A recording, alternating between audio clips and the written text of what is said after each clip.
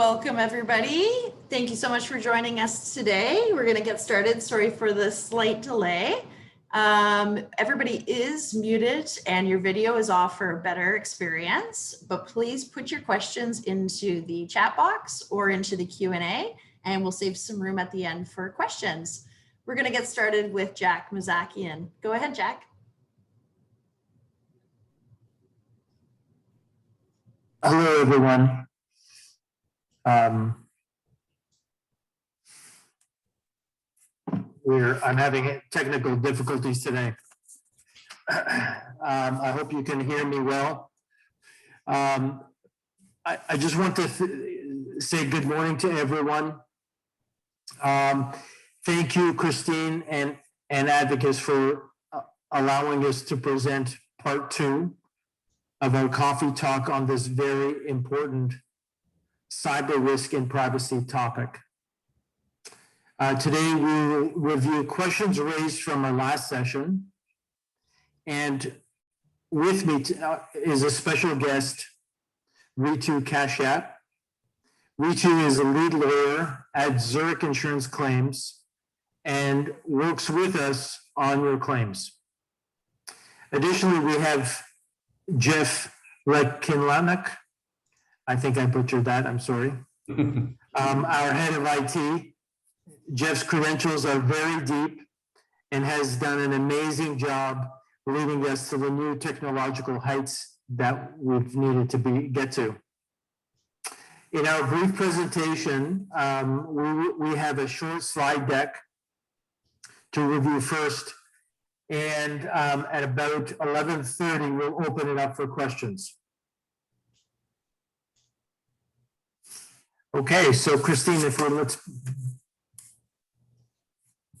me just, okay, the first set of questions that have came up, how do we prepare myself? What resources are there to help us?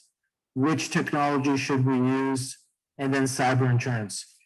Maybe I think the best person to answer the first 3 is really Geoff. And then Ritu and I can hit the last one.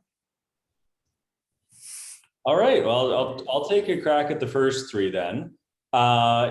Preparation for anything to do with cybersecurity is really just to start asking yourself the questions. What if we were locked out of our systems? What if we discovered ransomware?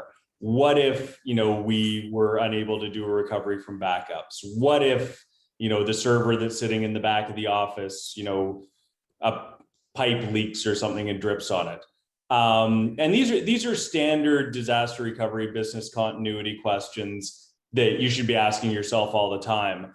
But they're scary questions. What if all of my files are locked up by ransomware hackers? This is a scary question to ask, but that doesn't mean you shouldn't ask the question.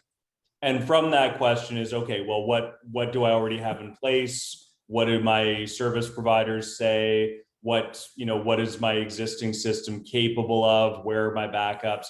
You'll start to put the answers together. You start to get the gaps in. But really, the best thing to do to prepare is not just to sit there going, well, I hope it doesn't happen. Ask yourself the question, ask yourself what you're capable of right now. That gives you the gaps. There are tons of resources out there, and it's really at all levels. Your managed service provider, your IT vendors have resources for you. Obviously, if you're working with ABS for cyber insurance, they have resources for you. Google is always your friend, although you may need an expert to sort of decipher some of that stuff for you. What I'm really excited about even is, we're starting to get more and more help at the government level. The Canadian Cybersecurity Center is putting out some great stuff. National governments are taking this much more seriously. So it isn't just a question of, well, it's your computer, you're on your own. Everybody from the vendors up to the government out to, regulatory bodies, everyone is taking this seriously and everyone has resources available. Your best resource is actually somebody who can edit all of that and go through all this material and bring it down to something that's usable for you. In terms of what technology you should use, my funny answer to this one is somebody else's. Don't try to build your cybersecurity systems in-house. Don't try to build your defenses yourself. Go with the best practice that someone else has developed. Go with a known and reputable third-party provider. They just have so much more that they can throw at it. You don't have the resources internally, and you can't build the technology yourself to get to the same level of protection that you can buy from a reputable vendor. So that's my short answer on the first three. Jack, I'll hand it back to you on the insurance side. Thank you, Geoff.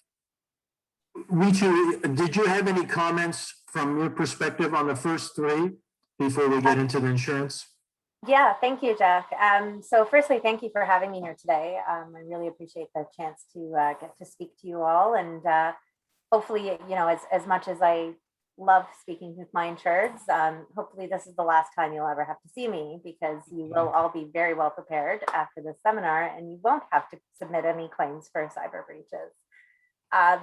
As Geoff intimated to, there is a serious ramp up in terms of cyber breaches, in terms of the attention that is being brought to the cyber world on the government level, on the regulatory level as well. And so from our perspective, it is very important that our insureds do everything they can do to mitigate these types of losses.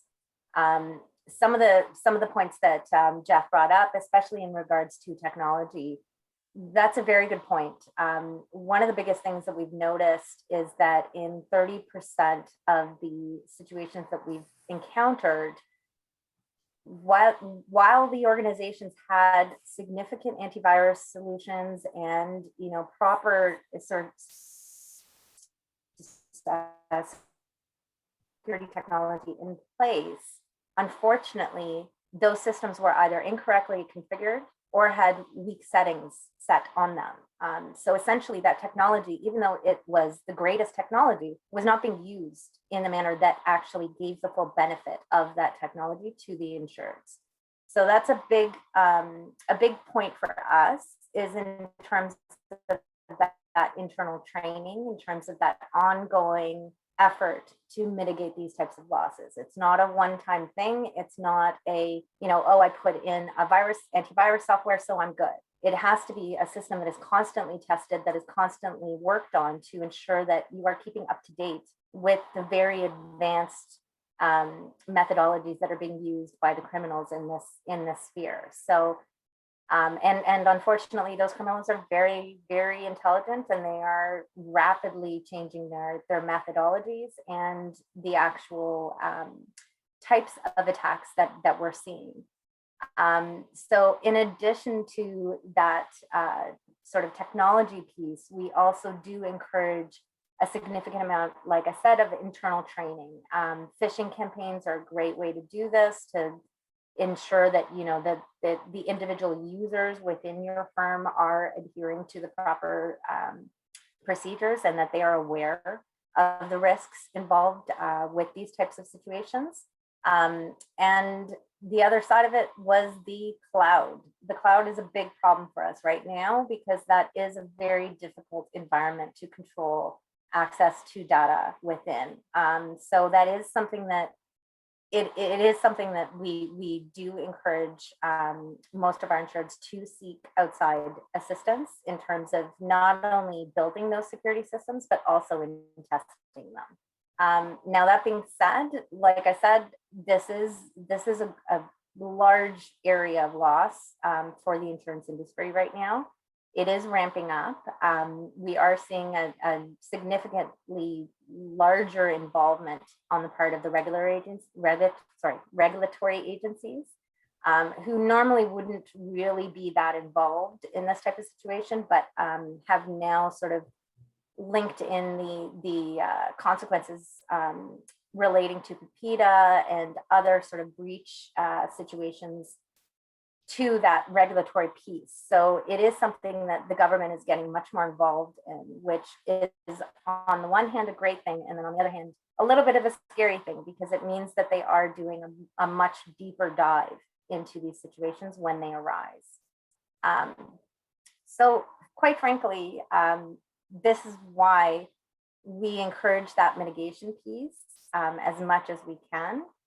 The other side of it is that you are looking at a significant amount of costs that could be associated with these breaches. And that is the main reason why we want, if these situations occur, we want you to report them as soon as practicable.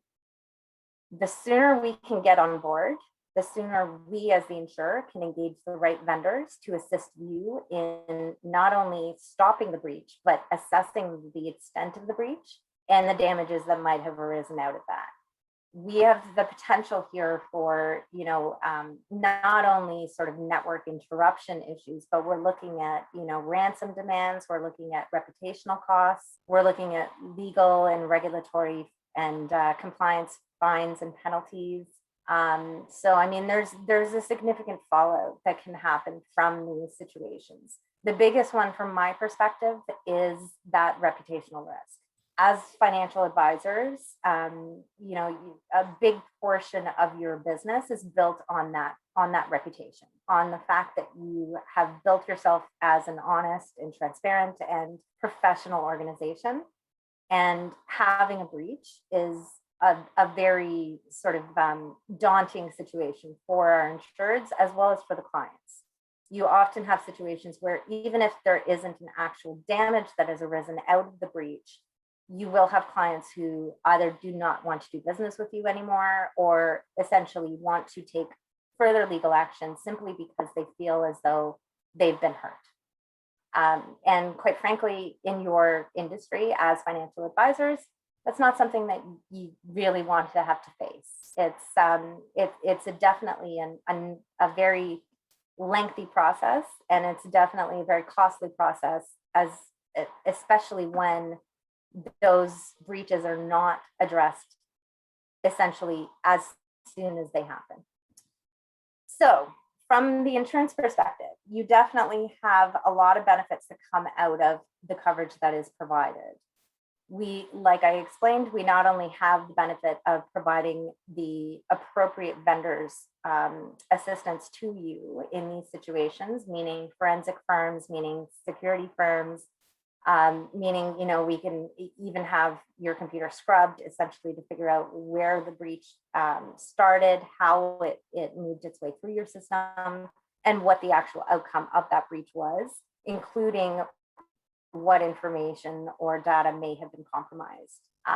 The other side of it, I mean, even just on a sort of practical level, when we have to deal with Equifax in terms of, doing credit monitoring, that's something where, again, you get a benefit from having the insurance coverage because of the fact that we are privy to better rates with most of these companies. So, I mean, for example, on the Equifax, we're looking at around a $5 to $6 discount per code.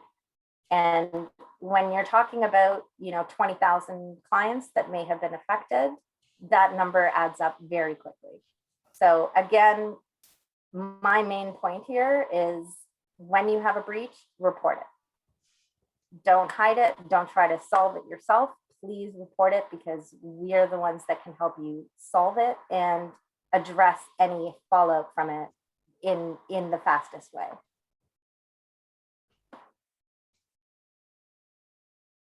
Thank you, Ritu.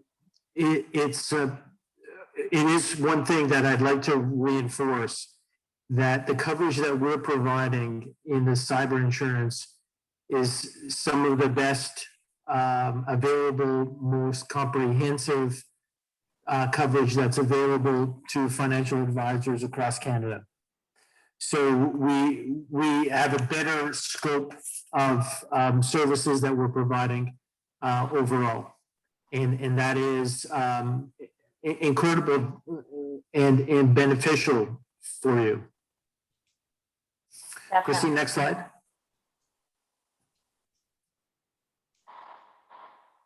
think you missed one.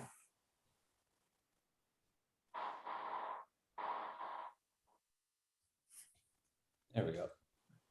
Okay. Sending and receiving emails, sending and storing information in the cloud, data outside of Canada legislation. It looks like that we probably have the same kind of lineup with Geoff commenting on the first three and Ritu talking about legislation. If you don't mind, Geoff, please begin. No problem.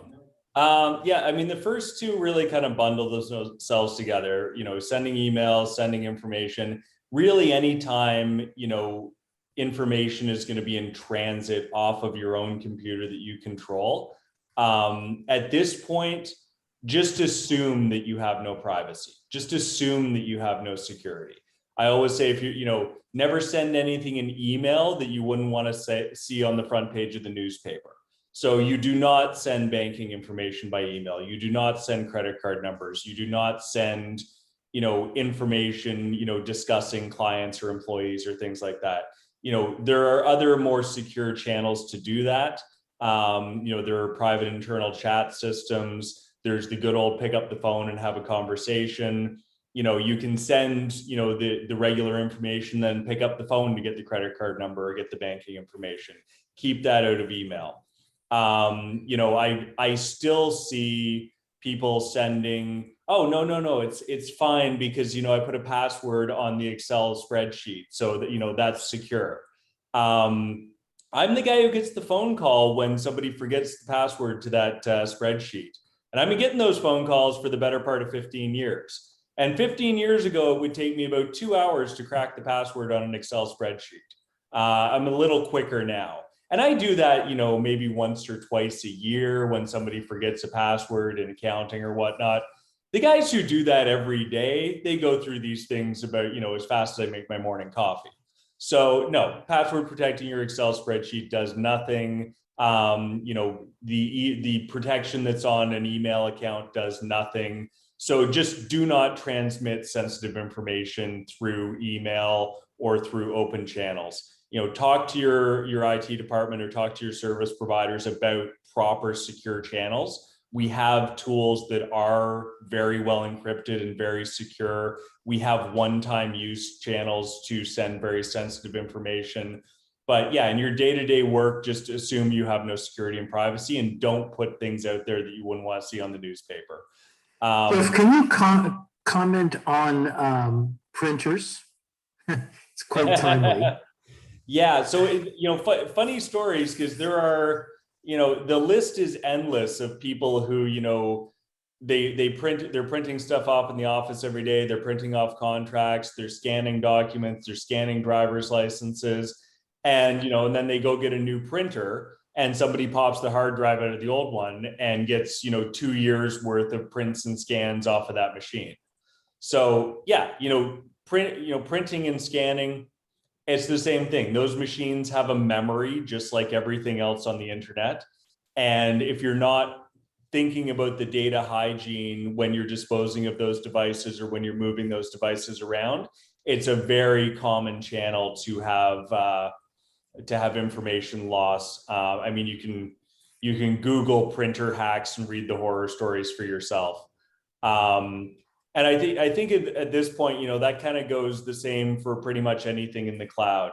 You know, if you're keeping information on Amazon or Google or whatnot, they've all had instances where people got into areas of the cloud that they shouldn't have gotten into. You know, if you have highly sensitive information, you know, people's insurance information, people's health records, you know, any information around payments, you want a private cloud. And these are services that are specifically set up to be very limited access and very high security. If you just go to, you know, Google Cloud or AWS and sign up for a free cloud server and get your $300 credit and start putting stuff up there and put your credit card number in, you're not on a private cloud. You're on a shared environment with thousands of other users, and every once in a while, the user permissions slip a little bit. So for highly sensitive data, look at private clouds. Or if you're going to use public cloud, make very sure that the vendor you're working with is really up to date on how to lock those things down. I'll leave the data outside Canada and the legislative questions to the experts, but my 2 cents on it is, you know, almost everyone now will provide a Canadian hosted data center be it cloud providers, be it Zoom, be it, voice over IP providers. Just make that known up front that you want a Canadian hosted solution, you want Canadian data sovereignty, and almost all vendors are now able to accommodate that. Geoff, can you comment on encrypted hardware? Oh, I love it. Yeah, in my mind, every hard drive out there should be encrypted by default. Most are not. Apple's a little bit ahead of the game on that.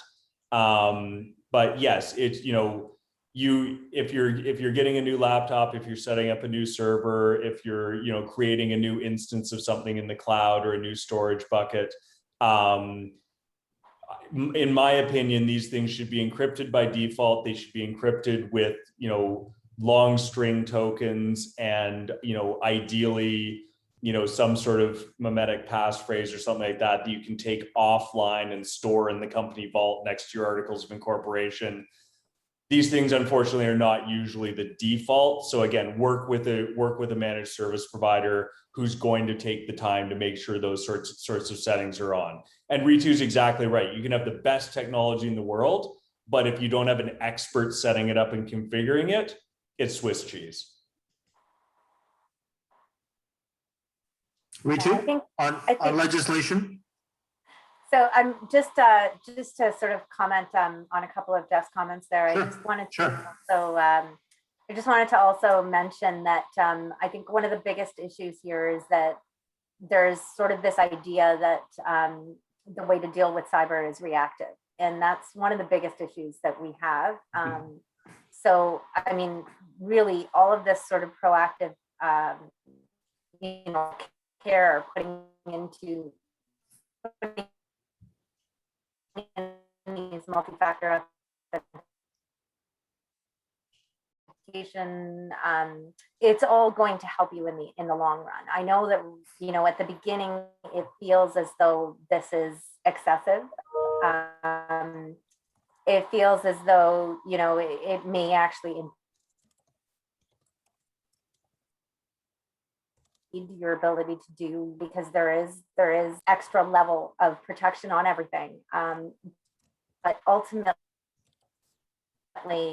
it will save you tons of time and tons of cost and tons of worry in a mitigation point, and hammer that in again, because that is the biggest thing that you can do for yourself is try to protect your own firm as best you can. So in terms of the legislation, yeah, we are, like I said, we are seeing ramping up in terms of a lot of the governments are getting more involved in terms of their ability to provide assistance, but also in terms of their sort of protection of the sort of public has become much more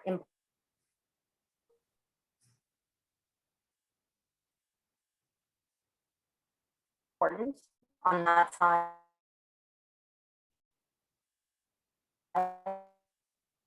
in terms of the cyber legislation. The not only within your own systems, but with your connections with other vendors, with other sort of information sharing that's happening, that type of stuff. There's a lot more legislation to sort of restrict a lot of those activities in order to protect the end client and the end client's information in a better way. That being said, we're also seeing, given the COVID sort of lockdown and the ramp up in terms of working from home and sort of remote connections, we are seeing a greater risk in terms of people in general are using technology a lot more these days than they would have been even 2 years ago. So you are seeing a larger of email compromise, that type of thing that is happening more and more. And it's not just the ransomware that we're seeing at this point. We're seeing a lot of ramp up on the other sort of cyber incidents. So again, that tells me that that's something I believe that the government is going to want to address shortly as well. They seem to sort of follow the trends in terms of, putting out this new legislation to sort of respond to the situations that are arising in the cyber world. So I wouldn't be surprised if legislation becomes more tight. And to echo what Geoff said, I would fully agree that your best bet in terms of, sort of covering yourself and also making sure that you're adhering to the proper jurisdictional legislation is to try to maintain data sovereignty within Canada. And as Geoff mentioned, most companies are offering that at this point. It's not something that is very difficult to obtain at this point. So again, I believe that does help on the sort of regulatory side as well.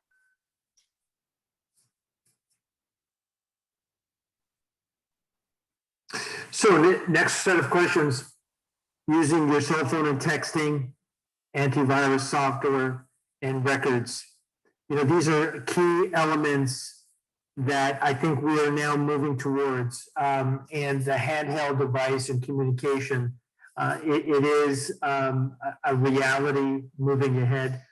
We're seeing it in our technology base where clients are wanting to communicate through cell phone and so forth. But there are added risks as a result of it. And what are you seeing, Geoff, in this? And sorry for keep going to you first, but no problem. I mean, using the cell phone and texting, my cautions are exactly the same as for email. They have no expectation of privacy.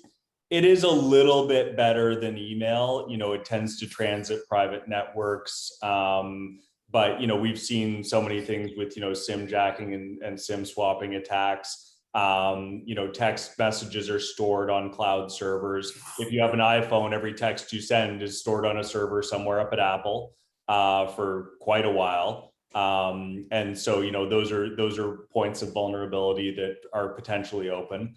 I don't know that Apple has ever disclosed a breach of iMessage specifically, but the risk is there. So same thing, don't put anything on there that you wouldn't be prepared to see on the front page of the paper. In terms of antivirus software, at the end of the day, antivirus is yesterday's problem. These days, only really 30–40% of attacks are what we would call a virus. They're still out there, but antivirus software got pretty good, and we stopped worrying about those as much.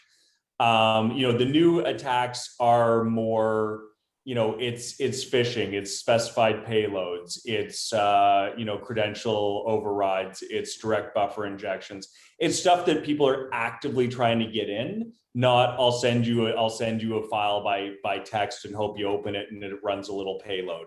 That's yesterday's way of attacking. So what you need now, you still need antivirus the same way you still put snow tires on your car, but the defense now is proper active intrusion detection systems. They're looking for patterns of behavior and they're looking for patterns of things happening on your computers that look like an attack. Antivirus only catches, viruses we already know about. Intrusion detection software catches things that look like an attack, and it will lock it down and make it safe until somebody has cleared it. So yeah, you need to make sure that you have intrusion detection software, not just antivirus. In terms of records management, this is, it's the same security we've always had. You 30 years ago, lock your filing cabinet and make sure only, certain people in accounting and the CFO have the keys. The same way, the fewer people now who have access to a record, the more secure that it is. So if you're going to store records internally, make sure that only the people who absolutely need to have access to the records have access to them, and make sure an even smaller set of people have access to write or change those records. So it's really about, security and permissions at that point. we need to keep in mind also what happens when we're just shredding and there's a destruction of information. that we've had in our files, and we need to properly manage that and have a plan and architecture around that. Yeah, I mean, it's really just, shred everything. At this point, I shred my junk mail, and it becomes a habit for you. But it is, it's the same in the digital world. We have record retention policies, and, you only keep records for a certain amount of time, but, there's a digital version of shredding. Dropping it in your recycle bin in your desktop doesn't really get rid of very much. So if you are getting rid of digital records, make sure that you're using a tool, or make sure that you're using a service that will actually delete that record. Dropping it in the recycle bin is like dropping it in your garbage can. It's not like shredding it and getting rid of it permanently. Thank you. Ritu, are there any comments regarding those from your perspective? I think honestly, from my perspective, honestly, the only thing I would really say to this point is that if you are worried that there is a breach, or that you have experienced some kind of hack, make sure you let us know. It's imperative that you that you ask for help when you need help, essentially. A lot of times we do have situations where the organization is aware of the threat activity, but they either lack the visibility to address the problem, or they don't understand the nature of the threat. So that is of key importance. Again, acting on these situations as soon as they happen. The sooner you act, the sooner we can come in and essentially try to fix the problem and ensure that nothing further is happening in terms of that maintained access to your systems by the threat actors. So from our perspective, like I said, with any of these situations, if you have a cell phone conversation with someone and you're afraid that something has happened, let us know. If it turns out to be nothing, great. If it doesn't, then at least we've caught it as soon as possible, and we can address it as soon as possible. And we can make sure that you change your internal procedures accordingly to make sure that it doesn't happen again. Okay, thank you. Data breaches. This is a funny type of question, I suppose. How do you know if someone's broke in? When someone breaks into your house, it's either dark or they're standing behind the drapes. But what happens in a cybersecurity situation in your computer system when someone's broken in? And do they go in and leave footsteps, or is there something else that we can do to make sure that we're clean? Geoff? Yeah, I mean, in terms of the data breaches, a lot of times you'll know now because they'll tell you. You'll get a call saying we have your information. Here's the ransom request, or we have your information. Do this, or we'll put it on the dark web. Back in the kinder days of the internet, people broke into systems and got into the university kind of for bragging rights. These days, data breaches are a business, and people are trying to get an advantage, or they're trying to get a financial gain. So in terms of in a serious breach where something valuable was actually gained, they'll tell you because they're trying to make money off you. But separate from that, you need to be auditing your systems fairly regularly. It used to be, we'd audit access logs, or we'd audit, security permissions or things like that kind of annually. We did the financial audit, we did the technical audit, that's it. Now you have to be auditing system access logs, you have to be auditing, the record trails of who's in and doing what in your system much more frequently. If you're doing it once a year, then you'll find out about a data breach a year later. If you're doing it once a week or once a month, if you have the resources, you'll find out a lot quicker. And yeah, the steps to take, and we covered this in the last one. My mantra is stop it and mop it. So first of all, stop the access, stop the breach, plug the hole, do whatever you have to do, and then mop it up. Figure out how to prevent it from happening again, secure the records, make the disclosures. People get very hung up on trying to trace it. You know, who did this to me? The resources in trying to trace down who did it to you are better spent securing the breach and, you know, mitigating the consequences. You know, finding out who did it to you, it's going to be some team of hackers in another country that you're never going to be able to get access to. So focus on securing and mitigating the breach when you find out. In terms of the claims process, I'm going to send it right back to you, insurance guys. Well, the claims process is clear. You want to report it to us, to Zurich, as fast as you can. You want their resources, their capabilities mobilized to secure the situation as fast as possible. It's also access to significant amount of resources that they have to mitigate any loss. Ultimately, by buying the insurance, you are transferring that risk to Zurich. So they're obligated, as subject to the terms and conditions of the coverage, to help you through that process. So, but on the inside of Zurich, Ritu, what happens when a report has happened that someone's been breached or a situation has arisen?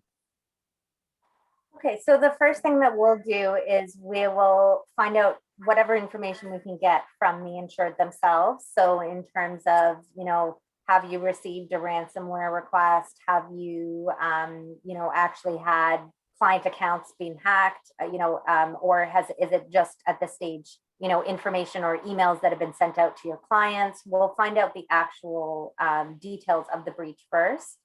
And that will sort of color how we address the matter. So if we're talking about a ransomware matter, that's something where we would immediately engage an outside vendor that we use that essentially works primarily in that field. So they not only do they look at the actual physical side of the issue in terms of, you know, doing a system scrub and figuring out where the hack started, why it started, and what the actual digital footprints of that hacker are telling us in terms of where they went, what they did within the system.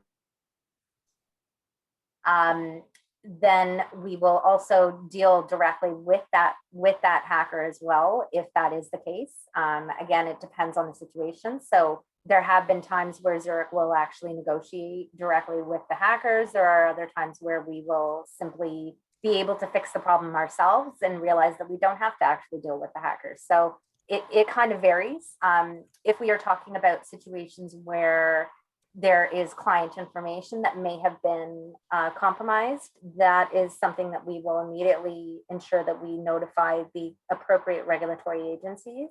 And we will essentially work with the insureds again to go to a vendor like Equifax that can do that monitoring for the clients to ensure that nothing comes out of the breach. There are, you know, as I'm sort of mentioning, there's varying levels when it comes to these breaches, right? So the sooner we can address it, the faster we can sort of resolve it.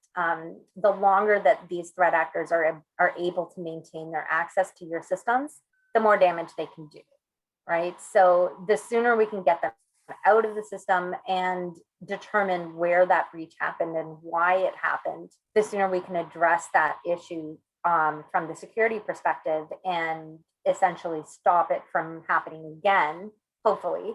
You know, again, this is sort of an ever evolving industry, right? So, and the hackers are quite adept at this, right? So, I mean, every month you see different methodologies being used and different sort of, you know, end games being run. So, I mean, it really kind of depends on the type of breach.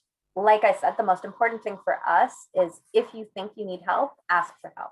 don't try to fix this yourself. Don't try to, you know, brush it under the rug. Don't try to ignore it, because all that's going to do is make this problem a much bigger problem for you. Thank you. And here's the hot question. Should we pay the ransom and the aftermath? And you know, there's Hollywood renditions of what to do with ransom. And then there's the reality of ransom and what should be done and so forth. Ritu, what happens in this situation from your perspective? Because this is a criminal situation. Yeah. So, I mean, again, it kind of depends, right? We do also look at our files from a cost-effective perspective, right? So if I'm going to be spending a significant amount of money to engage outside vendors to figure out the breach, to address the breach, to then you know, correct any kind of outside outcome from that breach, it may be more cost effective to pay the ransom. What we have seen historically is that when the ransoms are paid, the threat actors release the information. They're not, I mean, I guess the best way to put it is that they are honest criminals. You know, when they say that they're going to do something for a certain amount, they do it. And it generally, that's the way it happens. The other side of what we're seeing also is that generally the ransom amounts are nowhere near what they're initially asking. A lot of times you can get that ransom dollar amount down to a very low number, which again makes it cost effective to essentially just pay that and then move on, right? Essentially pay it and then change all your systems over, right? And not, hopefully not have to encounter the same situation again. But like I said, it kind of depends. We have seen in the industry it go both ways. We've seen situations where the ransom has been paid and that's that. And you know, we've gone on and we've reconstructed the security IT systems, and we've essentially, you know, not had another situation. So that's great. We've, you know, this, unfortunately, this situation taught us a lesson, and now we know better, right? But we've also had situations where we've been able to essentially work around the ransom, where it's been obvious that even with the information that has been compromised, it may or may not be necessarily something that will lead to an actual loss, or is actually data that needs to be kept confidential, right? So, I mean, again, that's the other thing, is that a lot of times, a lot of these hackers, what they're holding in terms of that information is not targeted all the time. Sometimes it is, but it's not always targeted. So sometimes they're literally just, you know, taken these 17 files, and who knows? I mean, one of those 17 files could be your workout plan, right? So then at that point, I don't care, and we're not going to pay the ransom. We're just going to fix our security issues. Mind answer, but yeah, it's kind of a case by case type situation. Well, they really are taking advantage of a very big vulnerability for financial advisors and planners. And you're being entrusted with confidential information, and they're putting their arms around it, and you need to be able to release it and protect your client's data. So it is a tough one. It is. And just to give you a couple of sort of industry stats around that, Jack, basically in 2019, what we found was that the ransomware accounted for about 35%, but business email compromised accounted for about 24% of the cyber hacks that we were seeing. So it's not just on the ransomware side. Of the total number of actual cyber attacks that we've seen in Canada in 2019, approximately 16% of those targeted the financial lines and professional services areas. Wow. I'll throw my 2 cents in on this one. My personal reaction to ransomware criminals are the cockroaches of the internet. And I agree with almost everybody in the comments here. You know, the minute you support extortion, you're encouraging them. We should, you know, don't give them a penny. I believe they should all burn in hell. They're the lowest form of IT life. So I do not support ever giving them the time of day. But it does depend. It is case by case. There are, you know, if you're a hospital and you've been ransomware and you need to get people on life support back online, you bite the bullet, you get that done. So I'm going to say you go with the guidance of your service provider. And this really hit home for me yesterday. So we all remember a couple of weeks ago, there was that oil pipeline, Colonial, down in the States that got themselves ransomware. The price of gasoline doubled. Everybody freaked out. They paid the ransom. Turned out they paid the ransom at the guidance of the FBI.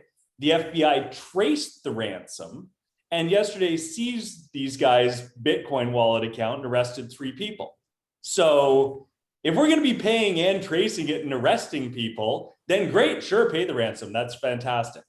So, you know, there are cases where you will pay. There are cases where paying could lead to a good outcome. There are cases where you pay because you have no business choice. But yeah, I do certainly agree. You know, if you're able to, your best defense is just say, well, to heck with you and recover from the backups. And, you know, don't give them the time of day. I really do not support paying them unless you're put in that situation, but follow the guidance of your security professionals or with the organizations you're working with. And it was nice to see yesterday that somebody actually got caught at this and brought to justice. I was really happy about that. Richard, what is the criminal aspect? When do we involve CSIS, RCMP, our local police officers in these kind of situations? So normally that's actually one of the first things that we do. So generally the firms that we retain in order to do the sort of forensic scrubbing and assist with that, they also have a cyber breach coach sort of position that they will provide us with as well. So what they do is they will report it to the appropriate regulatory agencies, and they will inform both myself and the insured as to which other sort of levels of government need to be made aware, and we will ensure that that reporting is done right away. Again, the sooner you report any of this stuff, the better it is, right? Because you don't want to be in a situation where you haven't reported it and now you're facing the potential of civil suits being brought against you because people are very upset that they were not made aware of this, right? So that's one of the biggest issues from our perspective in terms of the insurance side of it, is that making sure that the right parties are notified as soon as it happens essentially mitigates a lot of further loss in most of these situations. So it is something that we do right away. Even for something as simple as, you know, I've got my personal email was hacked, not even my corporate email, but my personal email was hacked. And I may have some connecting, you know, between my personal and my corporate email. So I'm a little concerned about that, right? We will report that right away, because if anything does come out of it, we need to make sure that we have covered ourselves in terms of making sure that we've essentially notified the appropriate parties and that we're not hiding anything, right? Because again, the biggest sort of outcome from these types of situations, not on a monetary level, but from a corporate perspective, is that loss of reputation. You really, really are going to be encountering some significant reputational risk if you don't address these properly, right? Your clients are trusting you. That's the basis of their relationship with you, is that they trust you, right?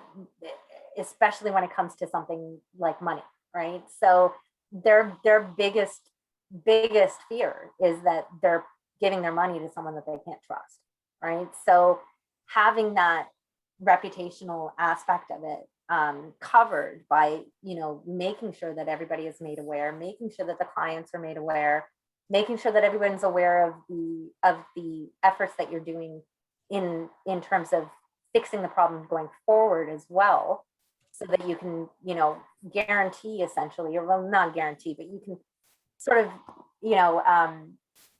provide your clients with more confidence in terms of this not being a situation that will happen again. That is of utmost importance as well, right? Because again, this is your livelihood. You want to make sure that you maintain that client book, and the only way to do that is to keep that client relationship proper and and strong. And it's not going to be strong unless you are transparent with them with these types of situations. So Thank you, Ritu. This session has taken a lot longer than we had expected, which is fine, which is fantastic. So maybe we do have part 3, but it may be worthwhile for us to just do a couple of points. Christine, if you can talk about the task force and the next slide, that would help, I think, for the individuals that are still remaining. Thank you so much. Yeah, I think we might have maybe a minute or something for questions, but you know what? We can always do another one, hopefully. So let's schedule for that. We do have the Advocis Tech Task Force, which has created some really great resources for advisors. They've created the DigiCat 1.0, which is out now, and the 2.0 version is coming soon. So stay tuned for that. There's also an evaluation checklist that they're working on, which is also coming soon, and some CE courses as well. And we did a podcast with them as well, and a previous data security report. So check out those resources online. And as well, we have several CE courses on the risk management side that we did with Jack. We have 6 of them currently, and they can all be found online on our website under continuing education. So check those out. Successful completion of 3 of those provides a 5% discount as well on your E&O insurance with Advocis Broker Services. And altogether, all 6 courses are worth 9 CE credits, including ethics with the Institute. I think if we have time maybe for just a couple questions, do check out the chat box, because Geoff, thank you so much for your answers. I've been typing away. Yeah, that's been really great. So check out the chat box, because there were some questions coming in, and Geoff was answering a lot of them as well. And I think basically one of the key questions that came up, I'm not sure we had an answer to, is are there any, does Advocis Broker Services, Zurich, or are there any companies that can help us with doing, an audit basically of our business and practices and our procedures to make sure that we're doing things in the correct way? And it's a great question, because people always ask, oh, should I use this software? Should I use that software? Without knowing your technology landscape, without knowing all of the tools that you already have in place and what version they're at and how old things are, it's impossible to just off the cuff say, oh yeah, use LastPass, or oh yeah, use SonicWall for firewalls, or things like that. You can't do that. But you want to have somebody come in and do a health check of your system. I think one of the key places to start, if you have that resource available, is start with your financial auditors. The same people who audit your books will be very happy to audit your technology for you. That gives you a starting point. Above that, you should be working with some third-party managed service provider, the guy who takes care of your desktops and gets you a new computer and replaces monitors. Most of the reputable ones would also have a service that they can provide that would do sort of an IT health check or a security health check. And yeah, beyond that, I'm going to regret saying this, but email me and I'll try to put you in touch with somebody based on the scale of your operation and the scale of your needs. I think we all have an interest, insurance, technology, business, in having a secure internet. It makes it safer for everybody. So I'm happy to help where I can. Thank you. Yeah, that's great. Thank you so much. It is noon now, so probably a lot of people will have to hop off, but I really appreciate everyone coming on today. Thank you so much to all of our presenters today. Excellent job. I think, Thank you. yeah. And like I said, I think, yeah, again, so many questions coming in and things like that. Definitely room for another session. So hopefully we can do that. There will be a recording as well posted on our website, so stay tuned for that. Take a look at the CE courses we have available and also the Tech Task Force resources that are available. And thanks again for joining us today and to our presenters. Have a great rest of your day. Thanks, Christine. For having me. Thanks, Ritu. Thanks, Geoff. Thanks.